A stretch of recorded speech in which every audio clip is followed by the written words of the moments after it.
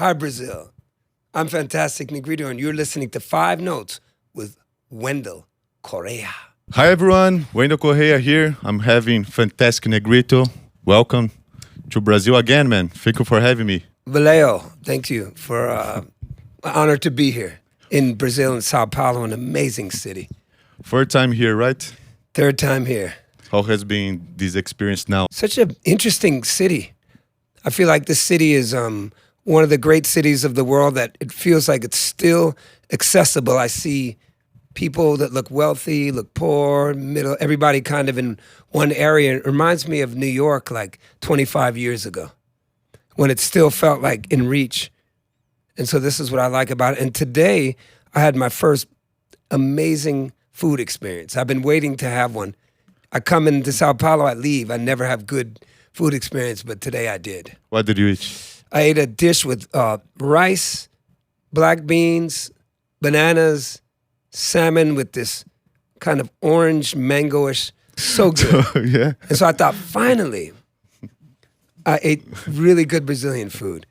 And the only other good Brazilian food I had is in Los Angeles at a place called Cafe Brazil. If you're ever in Los Angeles, this is very great Brazilian food. It's an old married couple just making the food in the back. So good. And what are the similarities with Auckland? I know the difference, we drink more coffee than you guys. We were talking You before drink coffee the all interview. the time. That worries me. Are you guys okay? I think similarities with Oakland. I don't want to talk about negative things. I want to stay positive. I think in Oakland, there's still a large segment of the population that is kind of underserved. I feel some of that here. I think that some of the edge that we had in Oakland, maybe we've lost recently because of tech money. A lot of tech and very wealthy people have come to the Bay Area and Oakland. We may be losing some of what I see here, which is still good. I'm going down the street, Augusto or something, Augusto Street. Yeah, Augusto I was like, Street, wow, this feels like Oakland 20 years ago. So I think you guys just haven't caught up, and please don't. I really love Sao Paulo. Still feels like creative, feels edgy, but not too dangerous, but feels like there's edge. And all the different classes of people seem to be walking together on the street. Am I wrong about that? Or? Oh, you're right. Yeah, I agree with you. but I feel like in Oakland, we kind of lost that. I mean, to buy a small house in Oakland is $1 million. It's not so different here. American dollars? No, not Okay, dollars, that's but different. it's really I expensive. can do $1 million Brazilian dollars. That's doable, but $1 million Living American. in São Paulo is really expensive here. Really? Yes. We earn You more don't say money, but that. we expend more money. So it's the same of other cities. You make me, now I feel bad. Goodbye. I was trying to feel good. You just That's stabbed me. Well, okay, let's look at it like this. Yeah, there's something happened in the street there that I like, that I think is going away in some of the cities in the world, like London, New York. It's kind of gone. I love New York, but it's that feeling of, it's called the feeling of anything is possible. I remember when I was a kid in my 20s, I felt that way. The first record deal I got was for $1 million. I remember this feeling. I wasn't surprised. Jimmy Iovine, Interscope, and I was like, yeah, I can do everything. And I think people need to feel that way for society to grow and for artists to keep opening the doors for everyone, because artists open the door. We make the music, we create the theater, the film, whatever it is, and it opens people up to inspire them to do great things. So we can't kill the artists. Yeah, that Please. I agree with you. Yeah, we need the artists. And you say listening to my music is one thing, seeing it in person is a whole different experience. You are It doing should a be. show tomorrow here in São Paulo again for the third time. Yes. What can you expect for your show, your live performance? My live performance is like where the gods of Africa meet the ghosts of Mississippi and everything in between. It feels, to me, it's like I have to stay out of the way of it, because it's like church without the religion. And church, I mean from the Black American feeling of being in a church. Have you been to a Black American church? No. Oh, well, all the great music, soul, funk, R&B, rap, all this blues, it's coming from this experience of the Black church.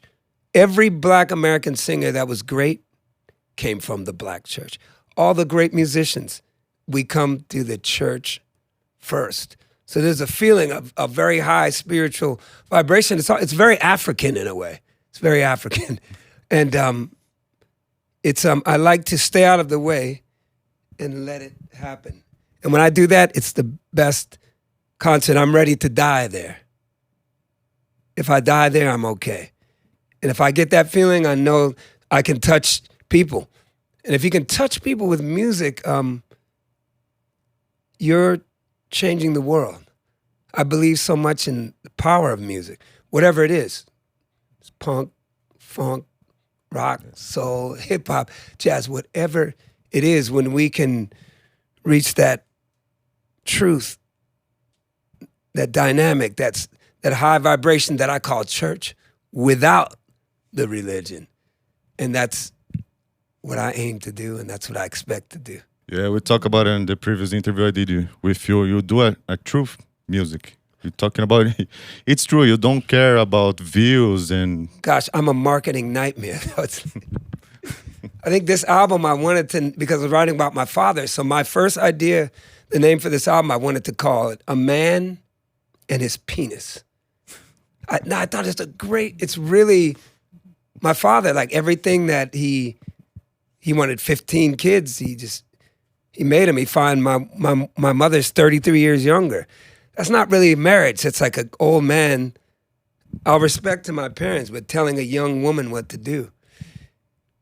But I feel like a lot of the problems are man and his penis. Like, oh, penis, what are we gonna do? We're gonna do things that may not be great for everyone. But then I think my people in my office said, listen, we had so much problem with white Jesus, black problems. Please don't call it that. So I had to go back and think. But you can look at my old notes. It was called "A Man and His Penis." But "Son of a Broken Man" was just as good because it is the same thing to me. Yeah. So, yeah. And we are going to talking about your new album, "Son of a Broken Man." But before that, you release a song that I have to talk with you about that. The song with Sting, "Undefeated Eyes." Yes. You wrote the song before lockdown, is that right? Yeah, a lot of songs I'm just writing them, and I just don't record them, but I just write it. And then we got together, I think the day before lockdown, because I was opening for Sting in New Mexico, and I was playing. But usually I open for Bruce Springsteen, all these people, but they stay in their room. But this time I kept looking to the left, and Sting was just there like this. And I said, oh, this is good. Then I hope he's going to go away. But then I was like, oh, this is pressure. And I'm thinking like, oh man, my songs suck compared to Sting. God, I feel, and it's messing me up. But then he was very gracious, and then we decided, hey, you in San Francisco, I got this song. And I think maybe, it's a nice song, but he's like, I'm gonna come record tomorrow. It was like Monday, and then I was like, the studio's so dirty. So what I remember is, everybody come over, we have to clean up studio. They're like, why? I said, because Sting is coming. They're like, Sting? Like Sting? I'm like, yeah, Sting. So I remember we cleaned up everything, and he came. He was very surprised. My studio's in kind of ghetto. No, not kind of. It's in the ghetto, very bad neighborhood. I grew up there, so I like my studio there. It feels something very powerful, like life is happening outside. I want to breathe some of that. So I think he was very surprised. I opened the door, and he goes, what part of Oakland is this? He doesn't even say hello, just, man, where am I? So it was... That's what I remember the most. And I was very proud of him. Like, wow, you don't have security, nothing. It's very cool. That's good to know. An artist very nice like Sting don't have this kind of... No, very beautiful guy, man. Like, just so giving and warm. And I thought, wow, this guy recorded since 1978. Great albums, And he's here singing. Very powerful moment for me. High moment. That's awesome. In your previous album, "White Jesus, Black Problems," you talk about your mother family, your great-grandmother Elizabeth, and your great-grandfather courage. And now you're talking son of a broken man. You talk about your father. What is inspiring you to talk about your family? For everybody, I never could afford therapy. Therapy is very expensive in America. My medical plan doesn't cover therapy, so for me, the music just feels like therapy. I find out all this information. It's very powerful information. I thought maybe it's useful. Some of it's very traumatic. I feel uncomfortable, but I thought maybe it's useful. And I love something that's useful. I love when art is useful.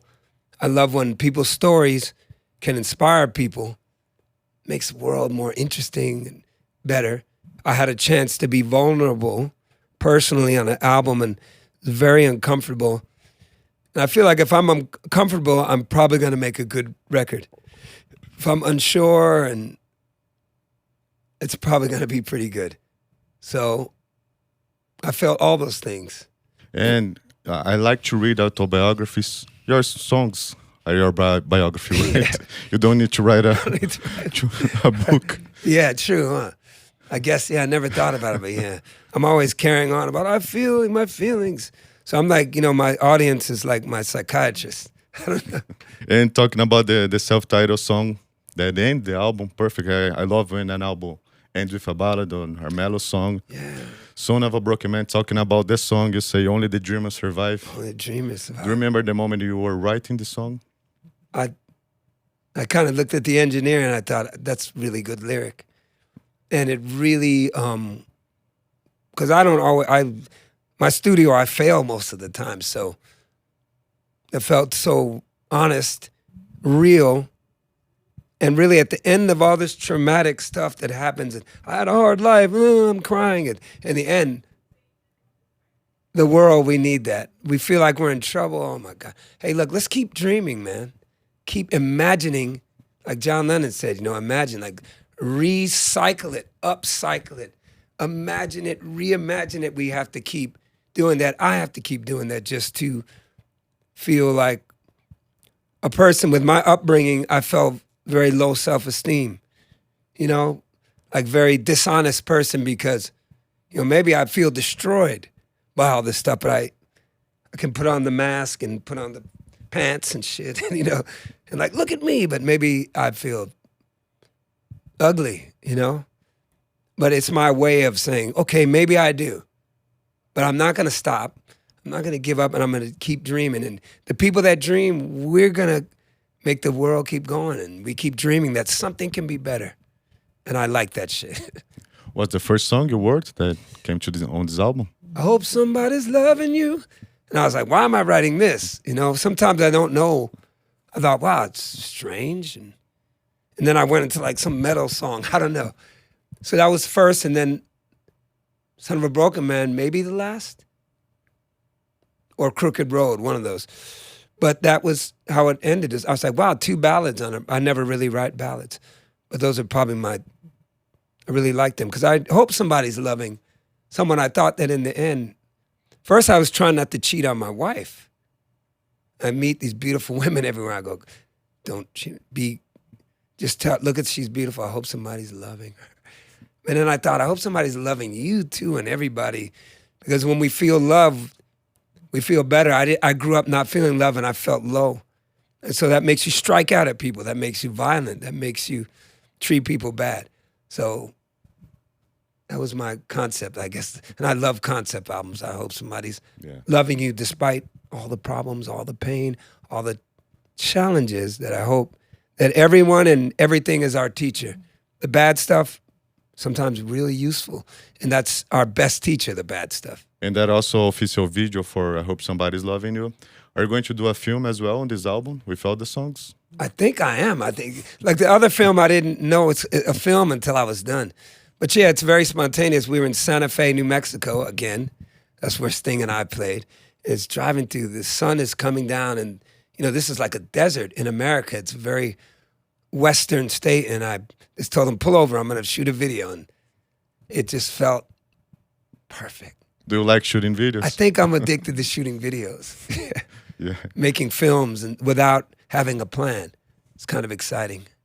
And what about an actor career? Ever thought about it?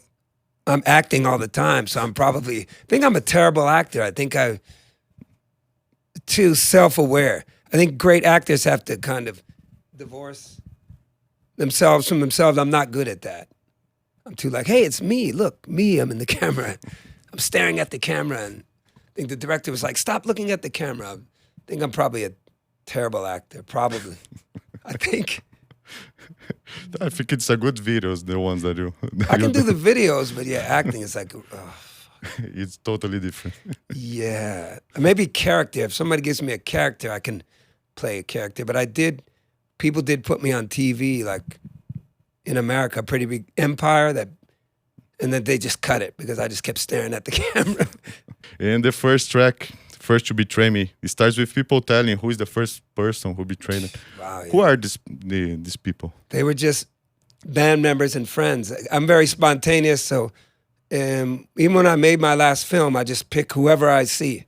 So if I see you, I'm going to ask you. I had no plan, so I saw the girl. Who's the first person to betray you? Because I like this energy that's honest, and it's happening now. They can't think, oh, who betrayed me, you know? So just anyone that I saw, I would have asked you if I saw you. Yeah, it got me thinking about it. Yeah, who was the first person? I think it's my football idols, soccer idols. Oh, really? Really? Yeah.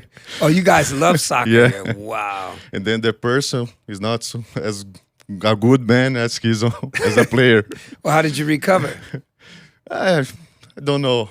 I try to separate, you know? Okay, yeah. The player and the person. Right. It's very smart. Yeah. Even with some musicians, Right. I try to separate. We're people. I will not stop listening to this music, Right. but I don't like this musician anymore. I try to do Yeah, that. I know what you mean. Yeah, I can think of some, yeah. Because there will come a time that you are not going to listen to anybody. If you Right. Artists are not perfect. I mean, I think artists are very troubled people. Like I thought to myself, I'll never marry an artist. I never want to date an artist. I don't even want to hang out with me. Like if I think about me, I'm like, not a good person to hang out with. I think just conflicted all the time and going through so much shit, you know, it's tough. But I hang out with myself. I'm like, go away. That's great.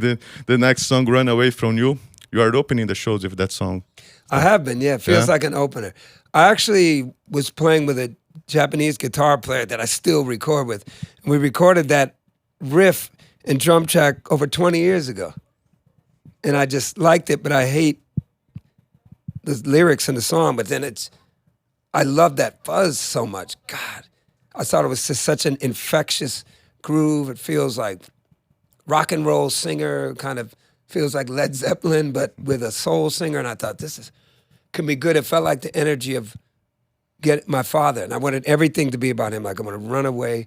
They treat me so bad. And then the tradition of the blues, like the mantra of I want to run away from you because they treat me so bad over and over again. I love this mantra because it feels like it's very cathartic. So yeah, it was 20 years old. Sometimes it takes me a long time.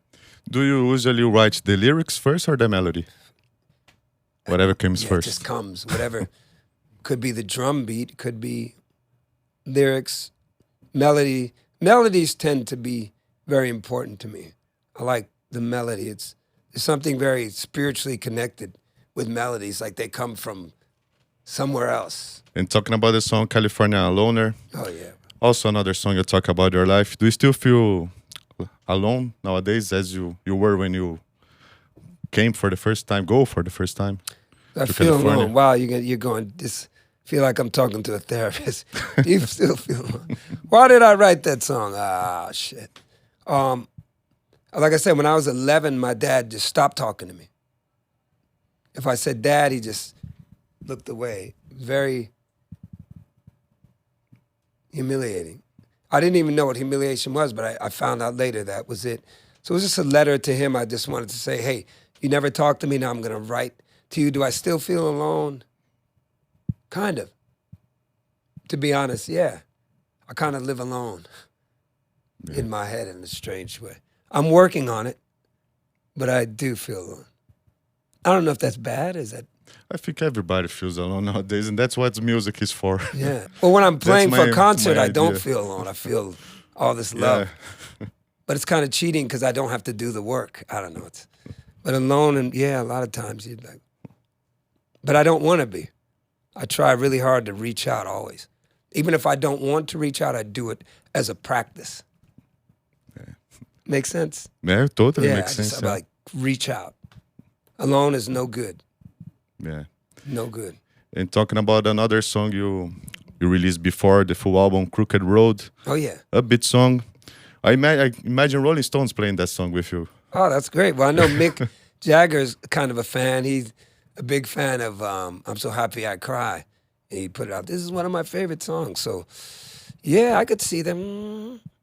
Yeah, let's do it. Your next featuring is with Mick Jagger. Let's do it, Mick. Come on, Mick. Yeah. No, I think that, I could see that. I'm influenced by anything with, kind of blues, or something that feels dirty, wrong. I like this. And there's another song that you say, Higher Ground, Goddamn Biscuit. Higher Ground is a reference to Stevie Wonder.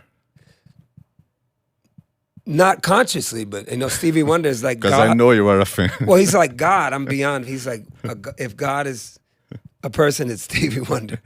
But not in his personal life, I don't know, but just his music and his voice. But that was a song that I really liked too, but no one else liked it. I remember that.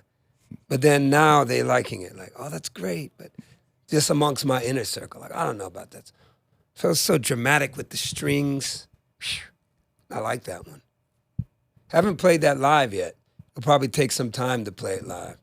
And do you have a favorite track on the album? They're like my kids. Nothing's favorite. But sometimes I feel like, wow, I never wrote a song.